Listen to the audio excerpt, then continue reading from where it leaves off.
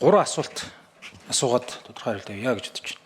За нэгдүгээр тийм бомбын дагуу сэргээрт эрчим хүчний төслийг гадна дотны хөрөнгө оруулагчтай хамтраад хэрэгжүүлвэл зорилго нь бол одоо эрчим хүчний сүлжээнд нийлүүлэхгүй экспортын одоо зориултаар хэрэгжүүлвэл эрчим хүчний яамнаас ямар одоо зөвшөөрөл авах вэ? Нэг энэ эрчим хүчний яамнаас энэний одоо үн тарифтэр ямар нэгэн зохицуулт эрчим хүчний хорооноос ч юм уу юунаас хийдэггүй гэдэг дээр нэг тайлбар хэлж өгөөч гэж хүсэж байна.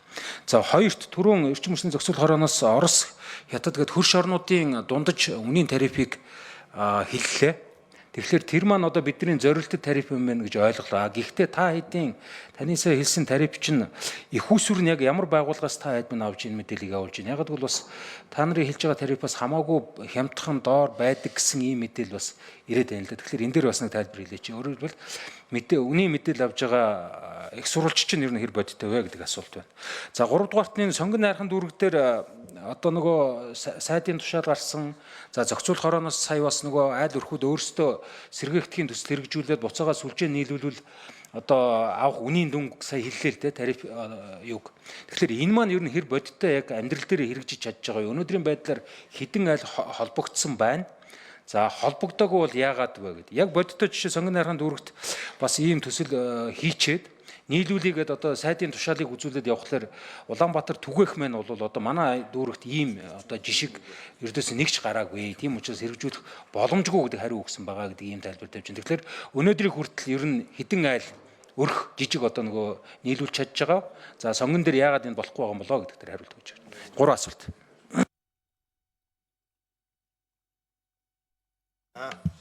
За 4 номерын микрофонд хариулт өгье.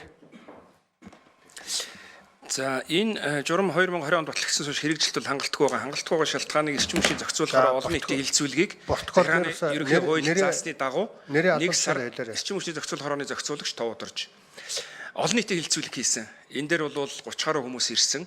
Тэгээ ерөөсөө холбогдож байгаа хөндлөж байгаа асуудал нь холболтын журам техник нөхцөлтэй холбоотой асуудал байна. Яг тэгэхээр сэргээгдэх хүчний хөвсөр бас энэ чинь хүчил гаргадаг учраас тодорхой аюулгүй ажиллагааны хувьд эрэх хүчил өгөхгүй нөгөө шугам сүлжээн дээр ажил хийж байгаа хүмүүсүүдийг магадгүй манайхаа шугам сүлжээнээс асуур хийж явах үед нь хүчил тасчлаа гэж ойлгоход тэнд нэг хэрэглэгч 220 байл гаргаж байгаа учраас тэрийг буцаж эрэх хүчил өгөхгүй тулд энэ техникийн боломжийг хангах иймэрхүү асуудал байгаа. Гэхдээ энийг хялбарчлах талаар зөвлөмжүүд өгч байгаа. Өнөөдөр яг энэ сквадрын талбай дээр Улаанбаатар цэцэрлэгийн төгс сүлжээний техникийн албаных нь энэ техник нөхцөл олгоод энэ үзэсгэлэн дээр сууж байгаа.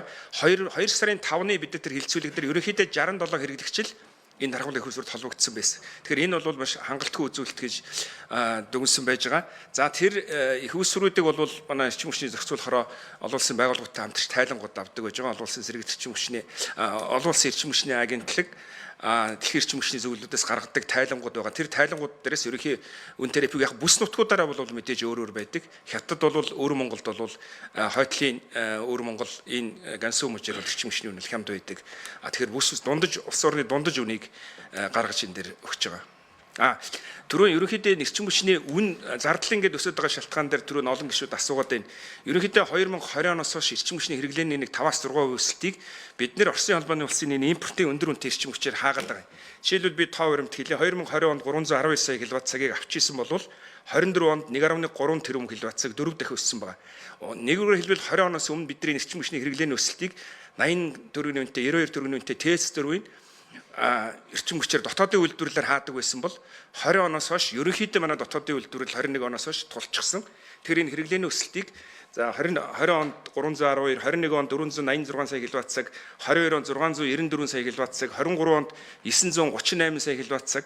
За ингээд 24 онд 1.3 тэрбум киловатт цагийг Оросын холбооны улсын импортын эрчим хүчээр өнөөдөр манад нийт хэрэглээнийхээ 24.7%-ийг импортын эрчим хүчээр хангаж байгаа. Тэгэхээр энэ бол гарцаагүй эрчим хүчний салбарын алдагдлыг нэмэхэд голтой бас бодиттой нөлөө үзүүлж байгаа нэг шалтгаан бол бас энэ байгаа шүү гэдгийг хэлье. 5 номерын микрофон Чөлсөн сайд нэмж хариулъя. Тулах сайдаа ийм. Одоо бид нар нөгөө камер харахаараа нэг ялангуяа сонгуульд өгөхөөр бахан худлаа ярьдаг штэ. Энэ худлаа ярилтуудын нэг нь жишээлбэл юу? Одоо айл өрхөд нөгөө сэргээгт эрчим хүч илүүдлээ төвшүүлж нийлүүлнэ гэж яриад байна штэ. Онлын үед бололцоотой. Яг практик амьдрал дээр энэ айл болгоно ингээд сэргээгтээс илүү тогтворгүй эрчим хүч нийлүүлэх юм бол систем тогтворгүй нурна. Өөртг нь одоо манай энэ хуулийн дээр ингээд хүмүүсийг хошгируулахын тулд ийм заалтууд байгаа сэргээгт эрчим хүчний тухайд. Одоо энийг засахгүйгээр явахгүй. Энэ ард түмчин гэж худлаа яриад камер харахаар гоё дүр тоглосоор байгаад бид нар чинь ийм байдалд орцсон юм. Би одоо энэ инх цэцэг гишүүнээр ахлуулсан ажлын гишгтээ одоо энэ тал дээр засах тухай ярина. Тодорхой хүрээнд одоо сая манай бид нар зэрэг цууж хагаад манай түгээ хийх юм бол их гоё юм хийж байгаа гэдээ яриад байна шүү дээ. Энэ чинь худал. Энэ тодорхой хүрээнд одоо ярихгүй бол хүн бол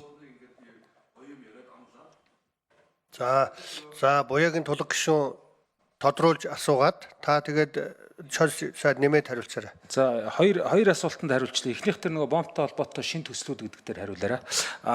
Тэгэхээр Жожосад та одоо хэлж штэ нөгөө сонгуулийн үеэр ингээд баахан орон өрхүүдээс сэргээгтгэр одоо эрчим хүчийг хөдөлж авна гэдэг. Угаасаа даахгүй байгаа.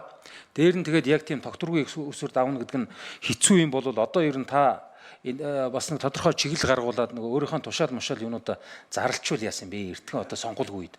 Тэгэхгүй бол одоо бас нэр яг нэг үгүй хэлэхэд уулзсан дээр дохио очдөг. Тэгээ яг л хариулчмаар байгаа байхгүй боломжгүй.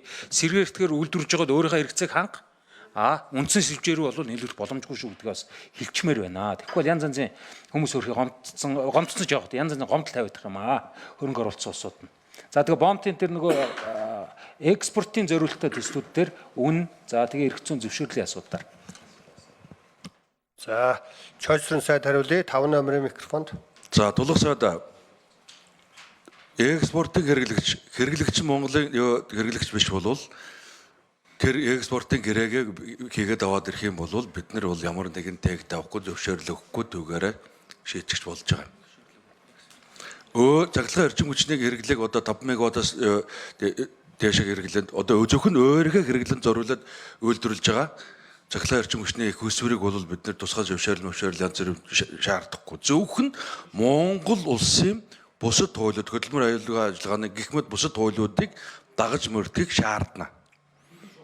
За хилийн шугамын тухайд бол бид нар таны яриад байгаа тэр Вангийн цагаан гэдэг нэг компани импортоор оруулж ирэх байгааг нь бол дэмжиж байгаа. Гэхдээ тэр компани чинь түгээх үйл ажиллагаа явуулчих гээд байгаа учраас зөвхөн өөрийнхөө хэрэглээнд бол дэмжье. Шалаа утахгүй ярьж шүү. Тэгэхгүйгээр оруулж ирж өөрийн хэрэгцээнд гिचгээд